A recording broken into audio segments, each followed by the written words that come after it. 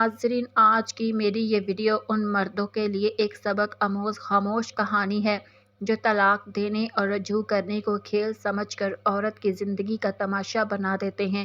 سائمہ فرش پر انگلی سے ٹیڑھی میڑھی لکیریں کھینچ رہی تھی، کبھی دائیں کبھی بائیں، کبھی گول دائرے میں۔ لکیروں کا جیسے ایک الجھا ہوا جال بن گیا تھا اور ویسا ہی الجھاؤ اس کے ذہن میں بھی تھا۔ چہرے پر زمانے بھر کی سوچ اور غم جمے ہوئے تھے۔ دیکھنے والا پہلی نظر میں ہی محسوس کر لیتا کہ وہ کسی بڑے صدمے سے گزری ہے، شاید کوئی موت ہو گئی ہو۔ مگر موت تو اس وقت نظر آتی ہے جب میت سامنے پڑی ہو۔ دل اور روح کی موت کب کسی کو نظر آتی ہے؟ سائمہ کی ماں وقفے وقفے سے اس کی طرف دیکھتی اور پھر مرچوں کی ڈنڈیاں توڑنے لگتی۔ سائمہ نے کہا، اماں، یاسر نے مجھے طلاق دے دی ہے۔ آپ نے میری بات سنی نا؟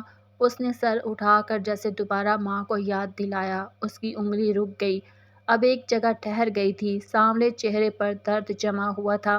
وہ اتنا بڑا ساخہ بیان کر چکی تھی اور اس کی ماں ذرا بھی نہ چونکی۔ ہاں، ایک لمحے کے لیے اس کے ہاتھ ضرور رکے تھے، مگر اگلے ہی پل وہ پھر ڈنڈیاں توڑنے لگی، جیسے بیٹی کی بات کو بھلا رہی ہو۔ پھر سائمہ کی ماں نے کہا، ہاں سن لیا، ایک ہی طلاق تو دی ہے، اس میں کون سی بڑی بات ہے؟ غصے میں طلاق نکل گئی ہوگی، اور تم ہی تو کہہ رہی ہو کہ اس نے فوراً معافی مانگ کر رجوع بھی کر لیا تھا۔ ماں کے بے پرواہ لہجے کو دیکھ کر سائمہ اس کا منہ تکتی رہ گئی۔ سائمہ نے کہا، آپ کی نظر میں یہ بات اہم نہیں ہے؟ ماں بولی، کیوں نہیں؟ لیکن جب رجوع کر لیا، معافی مانگ لی تو بات ختم ہو گئی۔ تمہیں گھر سے تو نہیں نکالا، تم کیوں ایک مہینے پرانی بات لیے بیٹھی ہو؟ سائمہ نے کہا، اماں، رجوع کر لیا، معافی مانگ لی، لیکن کیا سب کچھ پہلے جیسا ہو جائے گا؟ میرے دل میں یاسر کے لیے پہلی جیسی عزت واپس آ جائے گی؟ اور کیا ایک طلاق کوئی واقعہ نہیں ہوتی؟ سائمہ زیادہ پڑھی لکھی نہیں تھی، ایک چھوٹے سے گاؤں کی عام سی لڑکی تھی۔ اردو پڑھنا لکھنا جانتی تھی مگر بات سمجھتی تھی۔ 2 سال پہلے گاؤں کے لڑکے یاسر سے اس کی شادی ہوئی تھی۔ 2 سال میں اولاد نہیں ہوئی۔ لوگ سوال کرتے، تانے دیتے، وہ اللہ کی مرضی کہہ کر خاموش ہو جاتی۔ یاسر محنتی کسان تھا، عمر بھی کچھ بڑا تھا، گھر والے بھی ٹھیک تھے، بس یاسر کو بہت غصہ آتا تھا۔ وہ معمولی بات پر غصہ ہو جاتا تھا۔ اس دن بھی ایسا ہی ہوا۔ ساس اور جیٹھانی نے اسے بانجھ کہہ کر دل دکھایا۔ سائمہ خاموش رہی۔ جب یاسر گھر آیا تو ساس اور جیٹھانی نے اس کے کان بھی بھر دیے۔ یاسر نے بھی سخت باتیں کی، بات اولاد پر آ کر رک گئی اور غصے میں اس نے ایک طلاق دے دی۔ سائمہ کی دنیا گھوم گئی۔ جب یاسر کا غصہ ٹھنڈا ہوا تو وہ معافی مانگنے لگا اور کہنے لگا، سائمہ میرے پاس آؤ۔ مگر سائمہ نے کہا، میرے قریب مت آؤ، تم نے مجھے طلاق دے دی ہے۔ یاسر نے کہا، ارے پاگل، ایک طلاق سے کچھ نہیں ہوتا، تم اب بھی میری بیوی ہو۔ سائمہ بیوی تو تھی مگر اس کے دل میں برف جم گئی تھی۔ وقت گزرتا گیا مگر اس کے دل سے محبت ختم ہونے لگی۔